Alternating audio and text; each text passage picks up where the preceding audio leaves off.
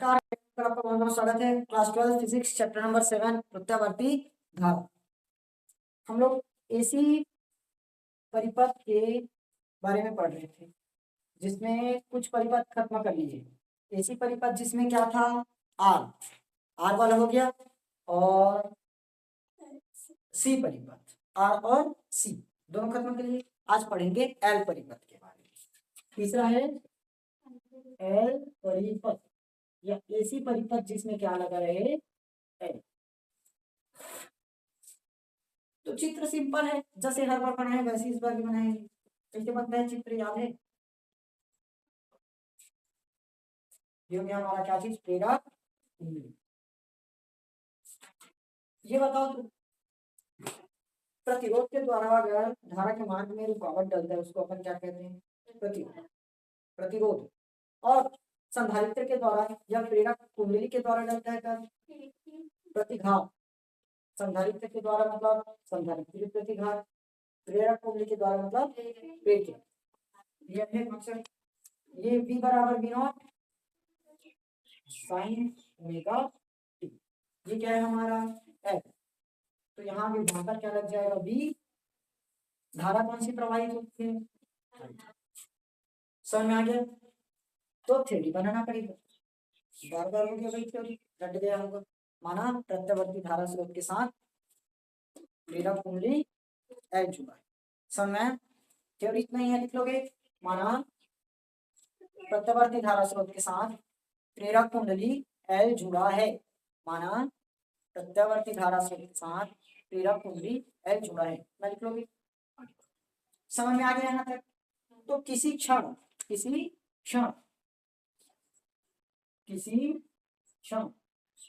प्रत्यावर्ती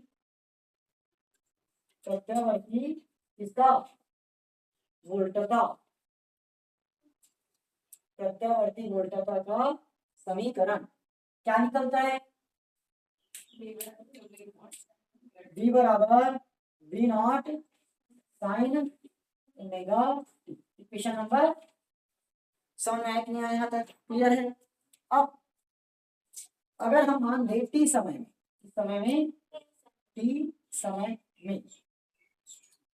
D I बटे D T धारा परिवर्तन हो, तो धारा परिवर्तन की दर देखो, या धारा परिवर्तन हो तो लिख सकते हो डायरेक्ट।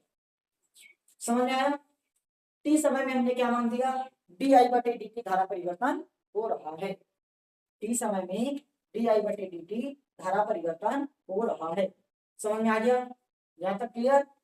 तो v बराबर क्या आएगा, L हो जाएगा इंटू डी आई बटे D T, L into D I बटे डी टी आया। अब देखो यहाँ से कुछ कर सकते हैं, मैं डी टी को इधर ला देता तो क्या हो जाएगा, v इंटू डी टी और L इंटू डी आई होगा। दोनों पक्षों को क्या कर सकते हो, किसके जैसा दिख रहा है, समाकलन। साफ नजर आ रहा है, समाकलन। दोनों पक्षों का क्या कर देंगे, डायरेक्ट लिख देंगे, समाकलन करने पर ये हो जाएगा v इंटू डी टी बराबर L इंटू टी। जो भी कॉन्स्टेंट है पहले उसको बाहर कर, पहले v का मान रखो, क्या है, v not sine omega T बराबर L कांस्टेंट बचा अंदर में, अच्छा यहाँ भूल गए क्या, डी। समझ में आ गया? क्लियर हुआ यहाँ पर?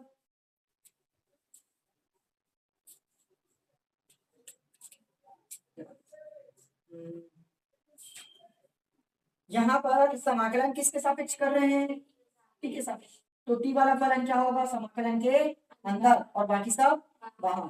तो बाहर में क्या आ जाएगा, अंदर में क्या बच गया, sign omega T into D T, और इधर एल और इंटू टी।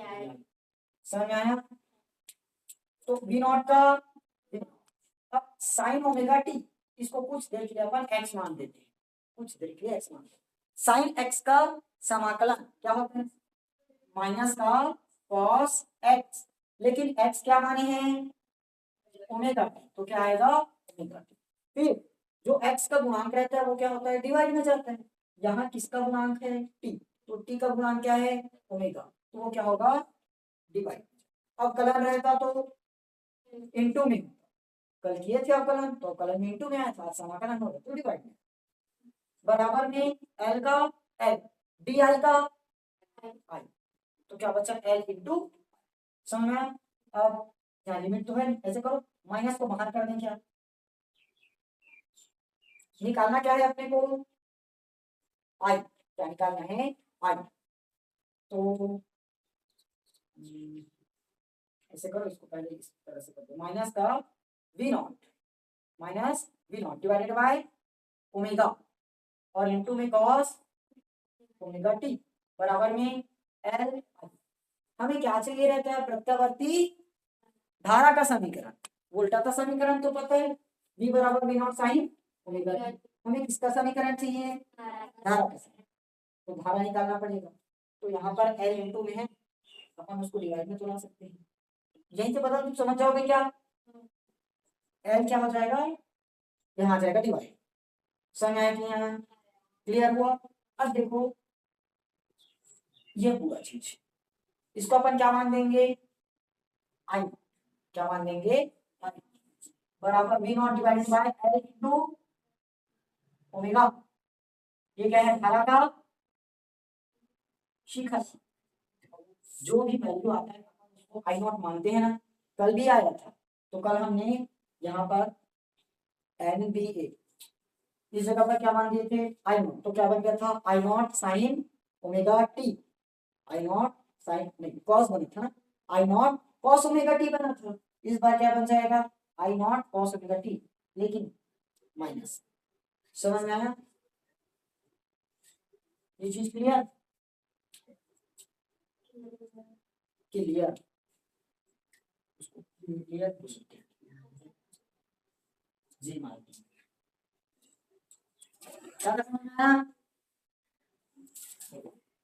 ये माइनस का सबसे पहले आई का आई हो गया, माइनस है तो माइनस, फिर V nought divided by L into omega, क्या होगा आई नॉट, क्या होगा आई नॉट, और क्या बचा यहाँ cos omega T, cos omega T, cos omega T, ये किसका समीकरण आया धारा, लेकिन लेकिन दोनों सेम है क्या, यहाँ पर क्या है v बराबर V not sine omega T, यहाँ पर I minus I naught cos omega T, एक तो अपने को माइनस हटाना है ऊपर से, कैसे हट सकता है, अब थोड़ा सा दिमाग लगाओ, फॉर्मूला ना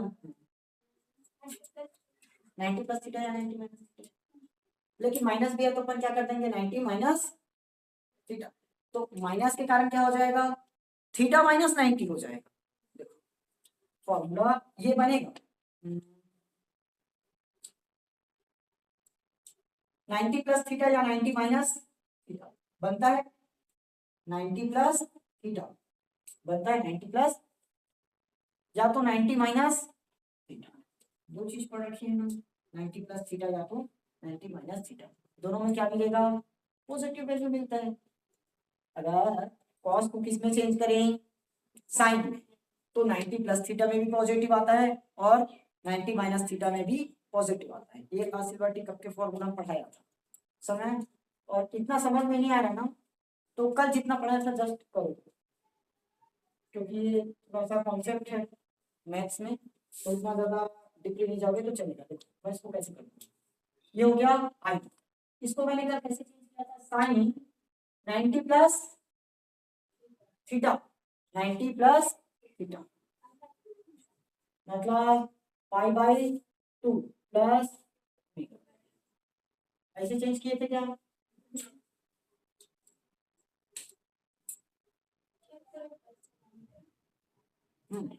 माइनस है तो माइनस अपनी जगह पर, और इसको अपन कल इस तरह से चेंज किए थे, अब माइनस के कारण ये क्या करना पड़ेगा इसको माइनस, समझ में आया, देखो क्योंकि साइन माइनस थीटा बराबर माइनस साइन थीटा होगा ना, आई का आई। अब देखो अगर मैं इस माइनस को अंदर लेकर जाऊं, ये जानते हो ना, साइन माइनस थीटा बराबर माइनस, मतलब माइनस को अंदर ले जा सकते हैं, तो वैसे ही ये क्या हो जाएगा अपना आई नॉट और साइन, तो ये क्या बन जाएगा ओमेगा टी माइनस का प्लस, और ये प्लस का, समझ में आया कि नहीं आया? क्लियर? नहीं आया? आई नॉट का आई नॉट, कॉस ओमेगा टू हमने चेंज कैसे किया, sine pi by to minus theta, sine pi by to minus theta मतलब कॉस थीटा आ जाएगा। उसके बाद माइनस साइन थीटा बराबर जानते हैं साइन माइनस थीटा, तो माइनस को इसके अंदर लेकर चले गए, तो जो प्लस पाई बाई टू है माइनस पाई बाई टू बन गया, और minus omega T plus omega T बन गया। समझ में आया कि नहीं आया? यहाँ तक क्लियर? किसका समीकरण आ गया, धारा का, ये वोल्टता का समीकरण और ये धारा का समीकरण। अब दोनों के बीच क्या निकालना रहता है, कलांतर। क्या निकलेगा, कलांतर।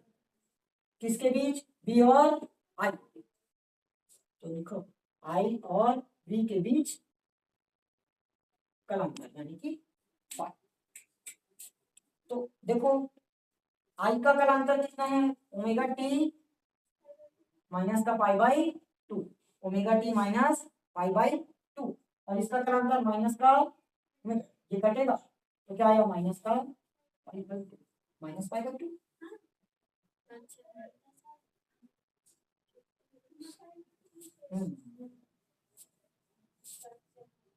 कल प्लस पाई बाई टू आया था,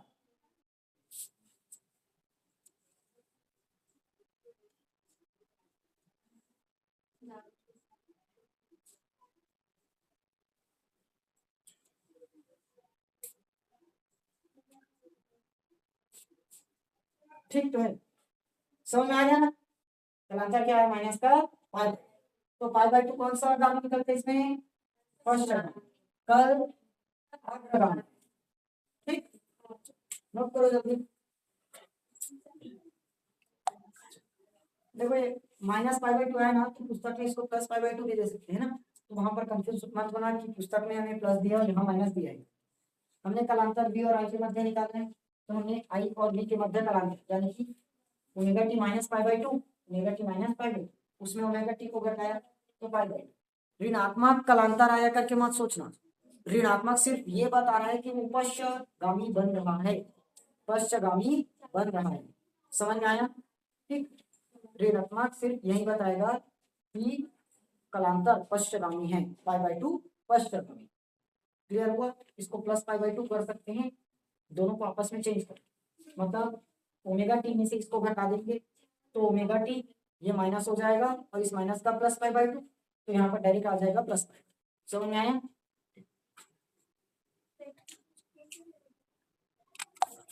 अगला क्या निकालते हैं, प्रतिघात बचा है ना, अच्छा आरेख बचा है, चलो कोई बात नहीं, पहले लिख दिया तो निकाल देते हैं, कोई बात नहीं।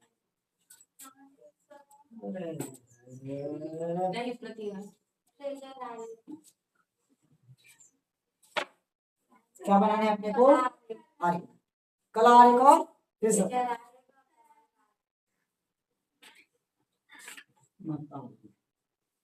कला कला, अरे ये तो सिंपल है, ये हो गया हमारा बी और ये हो गया आई, आई बाई टू। चाहो तो इसको ऐसे बना लो, चलेगा, ये बी और ये आई बाई टू।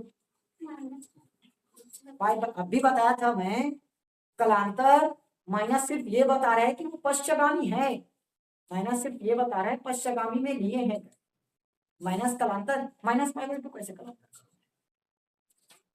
या तो ऊपर बनाओ या नीचे बनाओ, पुस्तक में देखना, ये हो गया बी और ये बी का, ये दोनों एक दूसरे के लंबावत ना 90 डिग्री पर। चलो शेड, चलो इसके बाद क्या बनाते हैं, फेजर फ्रीज,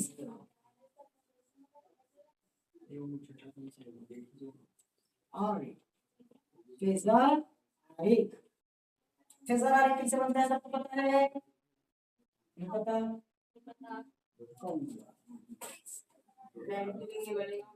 चल ओए सामने ये हो गया। 90 डिग्री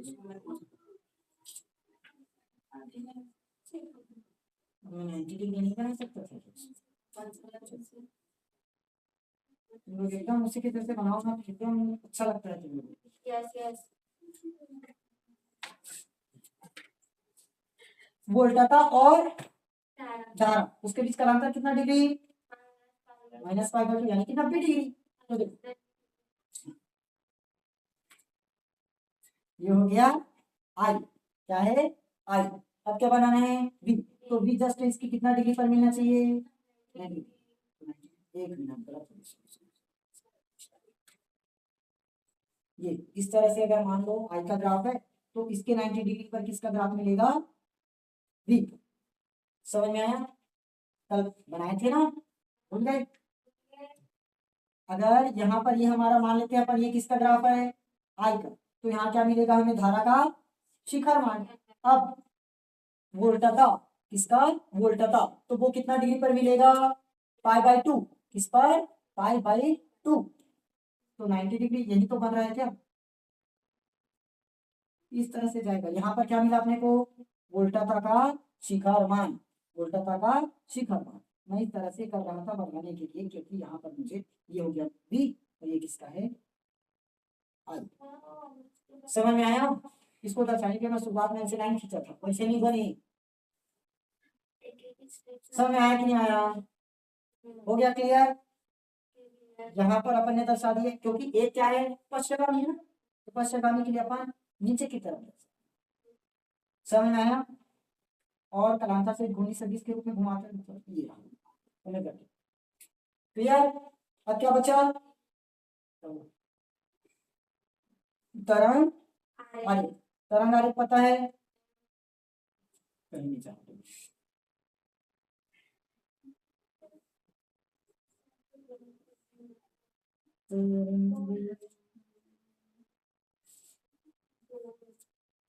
सीधा है?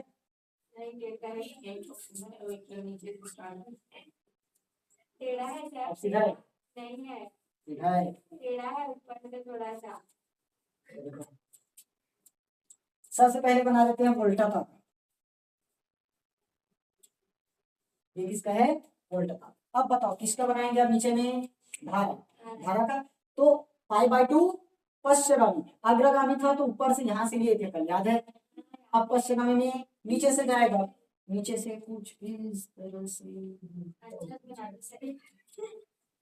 देखो यहाँ से निकलेगा ना तो ये कुछ इस तरह से। समझ आया? यहाँ से एकदम बराबर नहीं कर पाएगा ना, थोड़ा सा आगे पीछे। समझ आया? तो ये किसका है? अपना प्रत्यावर्ती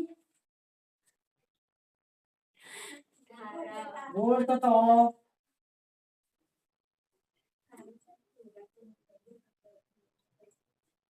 चलेगा चलेगा चलेगा।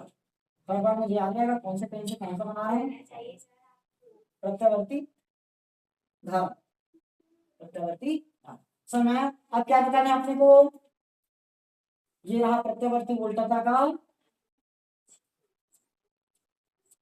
शिखर मान और ये वाला धारा का शिखर मान यानी कि आई नॉट। I not. समझ आया कि नहीं आया? नहीं आया होगा तो छोड़ दो, आ गया तो पढ़ लो। आगे क्या बचा? प्रतिघात बचा ना। तो लोग बूढ़े हो रहे लगते हैं जो भूल रहे हैं। प्रतिघात क्या चीज? प्रतिघात। प्रतिघात देखो जेड से दर्शाते हैं क्या? जेड से दर्शाएंगे प्रतिघात को? किससे दर्शाते हैं? और यहाँ एक्स नहीं होगा।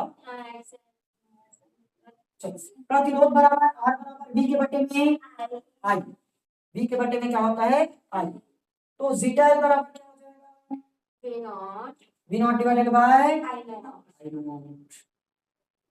We nought divided by I nought V nought का मान नहीं रखते हैं क्या? रखते हैं, आई नॉट का रखते हैं। चलो छोड़ो छोड़ो छोड़ो छोड़ो, अभी मैंने एक समीकरण लिखवाया था, आई नॉट बराबर हमने क्या माना था? V nought divided by L into omega आया था। आई नॉट बराबर क्या आया था? V nought divided by L into omega मिला था ना। अगर मैं यहां से दोनों की तुलना करूं तो क्या मिलेगा?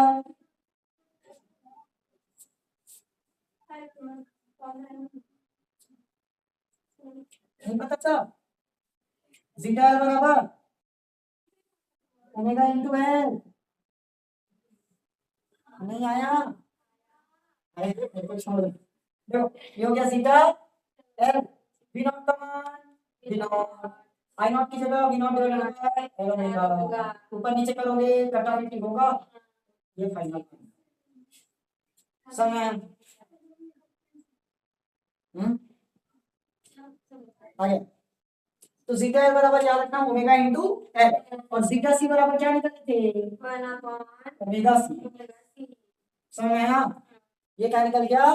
प्रतिघात, प्रतिघात। अच्छा अब एसी और डीसी के लिए अलग अलग निकाले थे, याद है? चलो इसको नोट करो तो जल्दी, पहले मुझे बात मिटाना पड़ेगा। समझ में आ गया? आगे बढ़ते हैं। देखो ये ग्राफ फेजर आरेख को मैं पहले आई नॉट को बताया था ना, तो वी नॉट हमने पहले बनाया था, तो वी नॉट बना सकते हो चलेगा, ऐसे नहीं कि मैं जैसे जैसे बना रहा हूँ वैसे वैसे बना, मैं शुरुआत में इस तरह से बताता हूँ। ये रहा हो गया हमारा वी नॉट का ग्राफ। अब जानते हैं धारा पाई बाय 2 पश्चगामी होगा, तो जस्ट इसके पश्चगामी मतलब पाई बाय 2 पश्चगामी, पाई बाय 2 यहाँ पर मिलेगा, तो ये हो गया हमारा आई नॉट का ग्राफ इस तरह से। चलिए हमने संधारित्र के लिए क्या निकाला था पता है? संधारित्र के लिए प्रतिघात, संधारित्रीय प्रतिघात जीटा सी बराबर 1 ओमेगा सी निकाला है, और अभी रेखीय प्रतिघात क्या निकाले? जीटा एल बराबर ओमेगा एल, तो संधारित्र में 1/ओमेगा सी और प्रेरक कुंडली में 1 सॉरी ओमेगा इंटू एल, ये दोनों सामने काम आएगा ना बहुत। कल मैंने यहाँ पर नहीं करवाया था एसी और डीसी की, मतलब अल्टरनेटिंग करंट और डायरेक्टिव करंट। तो अल्टरनेटिंग करंट मतलब प्रतिवर्ती धारा, डायरेक्ट करंट मतलब डिस्टर्ब। तो यहाँ अपन जीटा सी बराबर 1 ओमेगा की जगह 2 पाई इंटू नू, जब 2 पाई एफ मानते हो तो 2 पाई एफ सी आया था। सेम यहाँ पर आकर कर दिए जीटा एल, तो ओमेगा की जगह 2 पाई एफ। समझ में आया कि नहीं आया? क्लियर हुआ?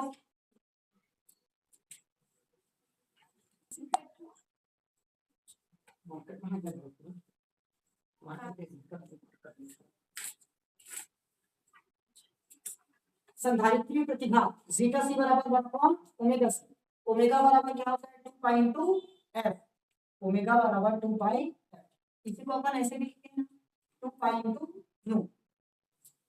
ठीक, तो ये हो गया। वैसे जीटा ओमेगा की जगह 2 पाई एफ इंटू एफ, और दोनों के लिए डीसी के, ये किसके लिए था? एसी के, मतलब अल्टरनेटिंग करंट। डीसी के लिए क्या निकलेगा? 0। डीसी के लिए ये भी क्या निकलेगा? 0, क्योंकि आवृत्ति वहां पर 0 बन जाएगा। आवृत्ति क्या बनता है? 0। तो जीटा सी डायरेक्ट क्या हो जाएगा? 0। यहां पर